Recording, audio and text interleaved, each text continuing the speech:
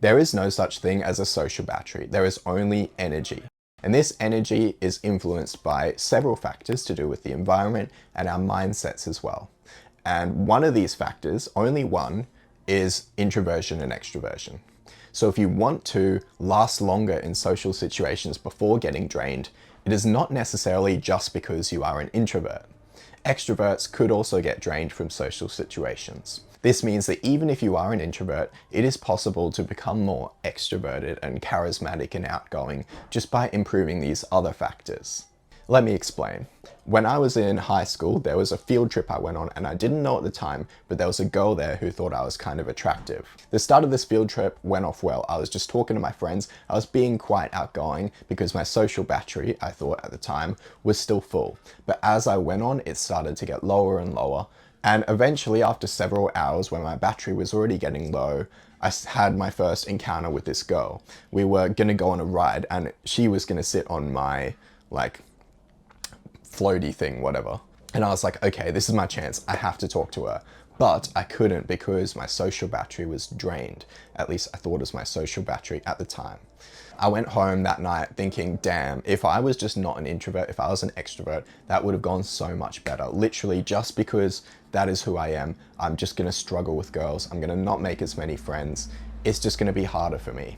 What I know now is that a lot of the stuff that was draining my social battery, really just my overall energy, was not that just because I was an introvert and that's just how it is. It was actually because of all the other factors.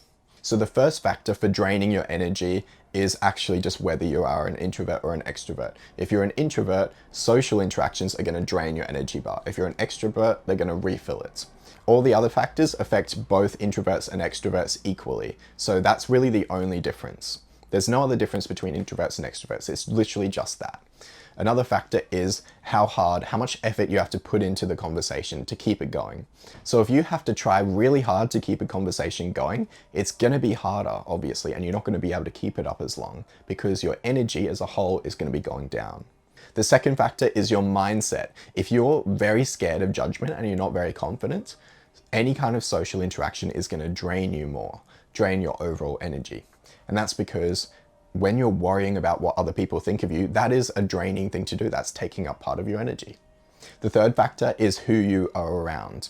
If you're around people you really like, and I'm sure you've noticed this, you can socialize with them for longer. Whereas if you're with someone who's just annoying, you get fed up with them very quickly and you just want to go home and read a book or something. The next factor is what you're actually doing, like what activity. If you're doing something fun, you're going to be able to do it for longer. That kind of makes sense, right? So obviously this is going to affect introverts and extroverts equally. And then we have just using cognitive resources in general. If you're working or studying, that's going to drain your energy. And physical exercise can drain energy, or it can boost it a little bit, and it depends on how long after the exercise we're talking. And then sleep and eating resets your energy. So these are all the factors I can think of that are affecting your energy as a whole. A lot of them are pretty obvious, but what's not obvious is that really there is very little difference between introverts and extroverts, and also there's no specific social battery. It's really just your whole energy. And what you might notice, you might have an objection to that, which is, oh, well, sometimes though, I can socialize for ages and I get sick of socializing, but then I can still go back to work. Or vice versa, you can work, but then after a long day, you want to go and talk to your friends and stuff. The thing here is that we want to do stuff that refills our energy bar. So not everything is draining. So something like doing a fun activity or talking to people we like is positive.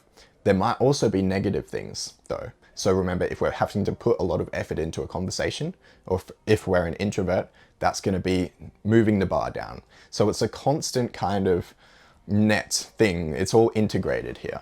So in the story I told earlier, some of these things were draining my battery and some were refilling it. Talking to people, at this time I was very unconfident and I sucked at conversations. So both of those things were a huge drain. Also, I was an introvert, so that just means that's an extra draining factor for me. I was also out in the sun all day and not eating much, so that's going to be further drains. This stuff still does affect socializing. And then refilling my social battery it was a fun day and I was with cool people. So even though those two things were there, all the other stuff meant that my battery got drained, but it didn't have to. If I had gotten better at conversations and more confident, it would have drained a lot slower, and maybe I would have been able to talk to that girl. So a lot of these things you're probably already trying to optimize, but this is just another reason to improve it now, right?